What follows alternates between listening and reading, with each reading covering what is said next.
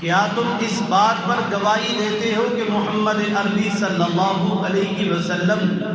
اللہ کے رسول ہیں؟ حضرت سیدنا حبیب رضی اللہ تعالی عنہ نے اپنے دین اور یقین کی تمام صلاحیتوں کو جمع کر کے بڑے اعتماد کے ساتھ سینہ تان کر میرے رب کی رحمت کی ڈھیری پر ہاتھ رکھ کر بلند آواز سے کہا، اشہد ان محمد رسول اللہ، کہ میں گواہی دیتا ہوں کہ محمد عربی صلی اللہ علیہ وسلم اللہ کے رسول ہیں۔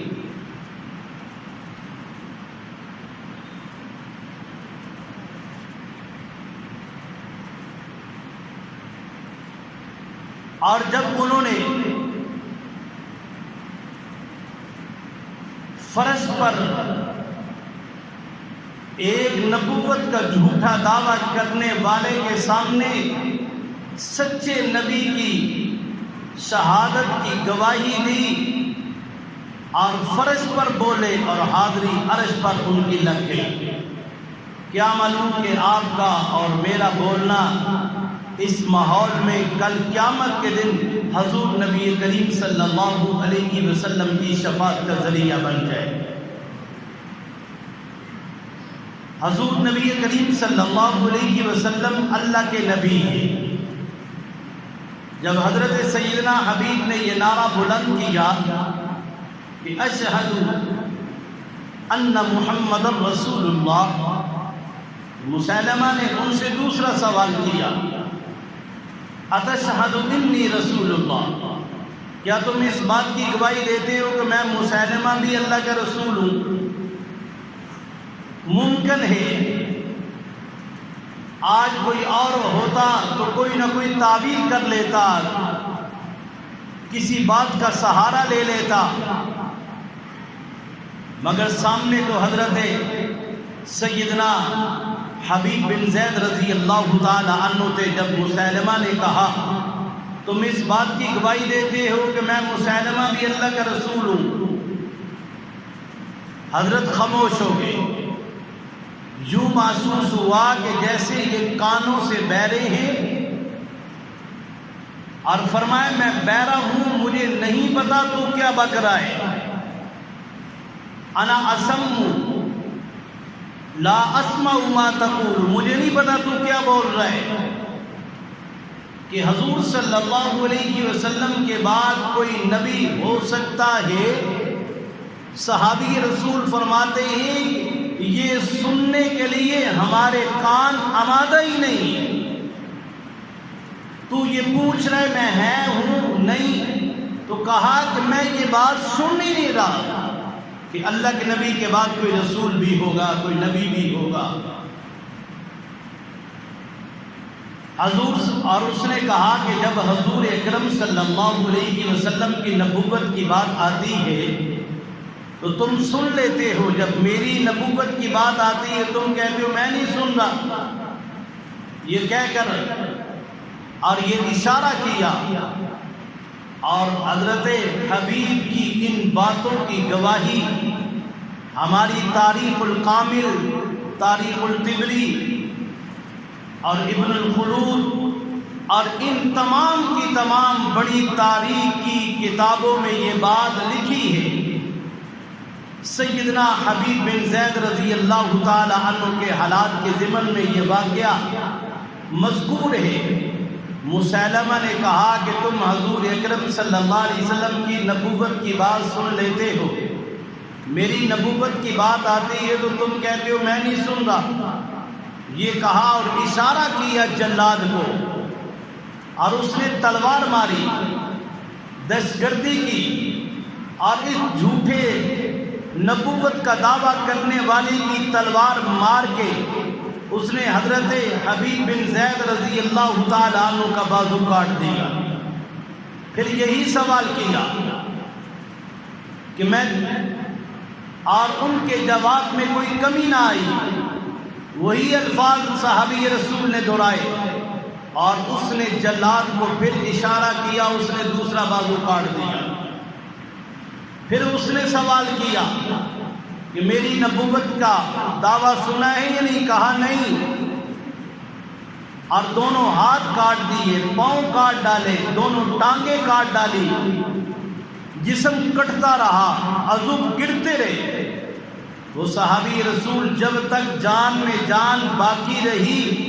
اور ان کی زبان پہ ایک ہی بات تھی کہ حضور کے بعد کوئی نبی نہیں ہے،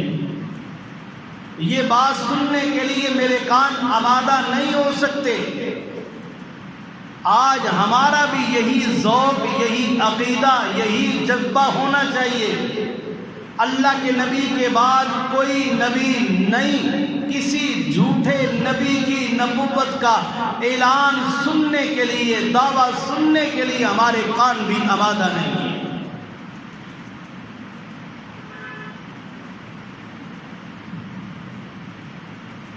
آگے مزید اس بات کو میں کھولتا ہوں۔ یہ تو صحابی رسول تھے، آؤ تابعین کے دروازے پہ چلتے ہیں، اور جلیل القدر تابعی ابو مسلم خولانی رحمت اللہ علیہ، جنہوں نے صحابی رسول کو دیکھا ہے، انہوں نے نبوت کا زمانہ پایا ہے، لیکن حضور اکرم صلی اللہ علیہ وسلم کی خدمت میں حاضر نہیں ہو سکے۔ دور دراز دیہات کے رہنے والے تھے۔ ان کے علاقے میں ایک جھوٹا نبوت کا دعوے دار پیدا ہوا، اور اس کا نام تھا اسود انسی، اور اس نے جھوٹا نبوت کا دعویٰ کیا۔ حضرت ابو مسلم خولانی رحمت اللہ علیہ، اور جن کی والدہ کا نام ام امارہ ہے، یہ وہاں تشریف لے گئے۔ اسود انسی نے دیکھا کہ مسیلمہ کذاب نے صحابی رسول کے ساتھ یہ زیادتی کی تھی اور انہوں نے جان دے دی، لیکن مسیلمہ کے قابو میں نہیں آئے، اور کچھ پوچھنے کی بجائے اس نے نہ آؤ دیکھا نہ تاؤ، لیکن حضرت سیدنا ابو مسلم خولانی رحمت اللہ علیہ کے لیے آگ کی بھٹی تیار کروائی۔ جب اس کا ایندھن ڈھیروں کی شکل میں جمع ہوا اور اسے آگ لگائی، اور اس کے شعلے آسمانوں سے باتیں کرنے لگے، حضرت ابو مسلم خولانی رحمت اللہ علیہ کو پکڑا، اور پکڑ کے ہاتھ پاؤں باندھ کے ایک جھولے میں ڈالا، اور ڈال کے اور اس آگ کے سپرد کر دیا۔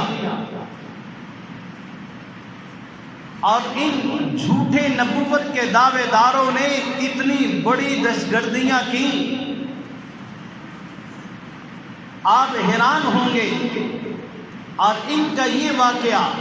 ابو مسلم خولانی رحمت اللہ علیہ کا مسند احمد کو اٹھا کر دیکھو، کنز الاعمال کو اٹھا کر دیکھو، مولانا بدر عالم کی کتاب ترجمان السنہ کو اٹھا کو دیکھو، اور یہ واقعہ لکھا ہے کہ حضرت ابو مسلم خولانی رحمت اللہ علیہ کو جب آگ میں ڈالا گیا، آج تو ہم بڑے دعوے کے ساتھ کہتے ہیں، میری کلائی پہ یہ گھڑی باندھی ہے، یہ واٹر پروف ہے، اور میں بڑے دعوے کے ساتھ کہتا ہوں، میرے گھر میں جو دروازے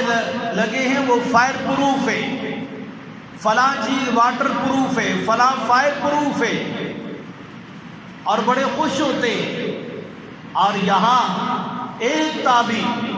اپنے سچے نبی کی نبوت کا تحفظ کرتے ہوئے جھوٹے نبوت کا دعویٰ کرنے والا اسود انسی کے سامنے کھڑے ہو گئے، اور اس جھوٹے نبوت کا دعویٰ کرنے والے نے ابو مسلم خولانی کو پکڑ کے آگ کے ڈھیر کے اندر پھینک دیا، اور انہوں نے سمجھا یہ ابو مسلم خولانی جل گیا ہوگا، اس کی ہڈیاں اور چمڑی جل گئی ہوگی، یہ راک کا ڈھیر بن چکا ہوگا، لیکن بچانے والی ذات تو وہ تھی۔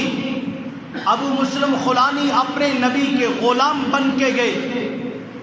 اور عقیدہ یہی تھا، آگ کا کام جلانا ہے لیکن بچانا تو میرے اللہ کا کام ہے۔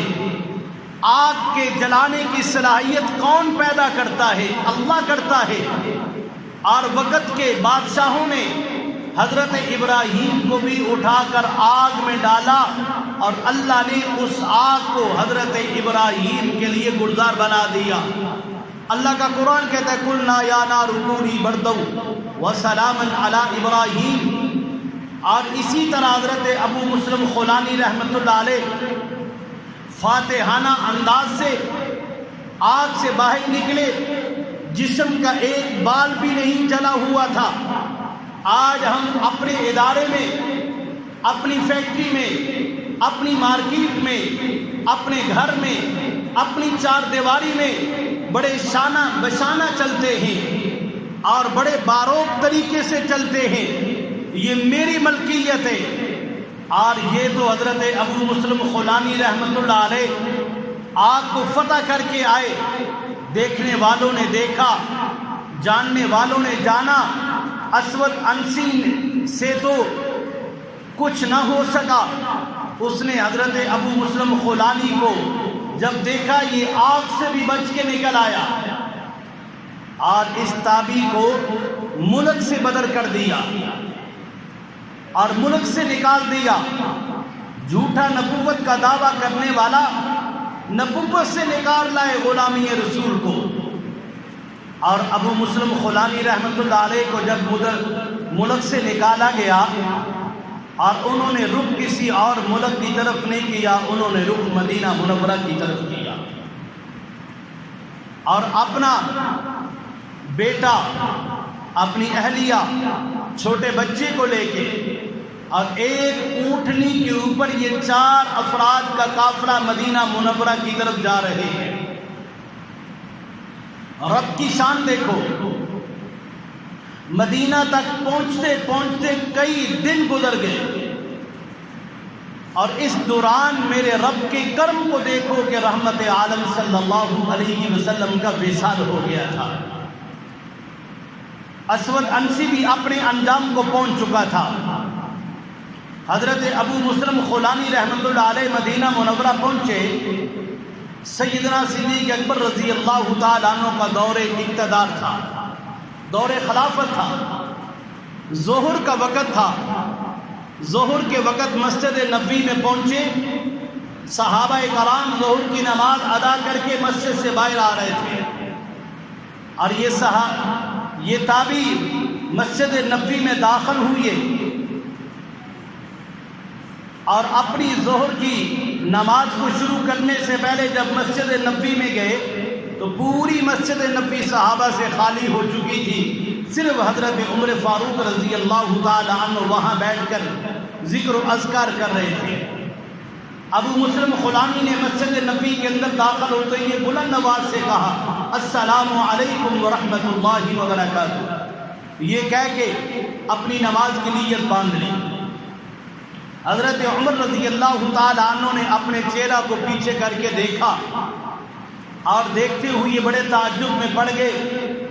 یہ کوئی آدمی بڑا لمبا سفر کر کے آیا ہے اور ان کے چہرے پر اور ان کے بالوں پر، ان کے کپڑوں پر گرد و غبار، لمبے سفر کے اثرات نظر آ رہے تھے اور وہ نماز پڑھ رہے تھے۔ اور جب وہ تشہد میں بیٹھے، حضرت عمر بھی اپنی جگہ سے اٹھے اور آ کے اس مہمان کے قریب بیٹھ گئے۔ جب سلام پھیرا اور سلام پھیرنے کے بعد اور اس سے پوچھا، سوال و جواب کیا اور کہا میاں تم کہاں سے آئے ہو؟ اور اس نے عرض کیا میں فلاں علاقے سے آیا ہوں۔ حضرت عمر رضی اللہ تعالیٰ عنہ نے کہا ہم نے سنا ہے اس علاقے میں ایک شخص پیدا ہوا ہے کہ جس نے نبوت کا دعویٰ کیا ہے، کیا تم اس کو جانتے ہو؟ کہا ہاں میں جانتا ہوں۔ اور پھر حضرت عمر فاروق آگے کہتے ہیں کہ ہم نے سنا ہے کہ اس نے ہمارے ایک ساتھی کو گرفتار کر کے آگ میں ڈالا، کیا تم نے سنا ہے؟ کہا ہاں میں نے سنا ہے۔ حضرت عمر فاروق نے پھر آگے سوال کیا، ہم نے یہ بھی سنا ہے کہ آگ نے اس کو جلایا نہیں، آگ کا اثر اس پہ نہیں ہوا، کیا تو نے یہ سنا ہے؟ کہا جی میں نے سنا ہے۔ اور جہاں اسود انسی نے نبوت کا دعویٰ کیا اور حضرت عمر سوال کرتے جا رہے ہیں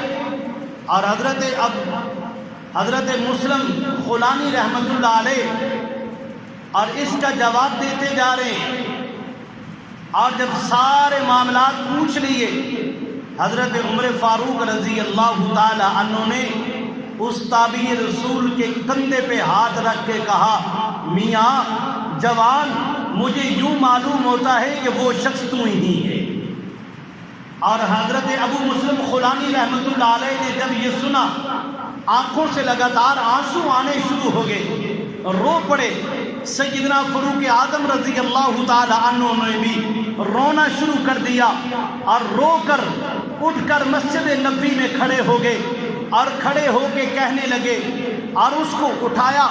اپنے سینے سے لگایا اور آسمانوں کی طرف نظر اٹھا کے کہتے ہیں حضرت عمر فاروق، یا اللہ تیرا لاکھ لاکھ شکر ہے، عمر کو مرنے سے پہلے تو نے اس آدمی کی زیارت کروا دی جس پر تو نے اس طرح احسان کیا کہ جس طرح تو نے احسان محمد عربی صلی اللہ علیہ وسلم کے جد امجد حضرت ابراہیم علیہ السلام پہ احسان کیا۔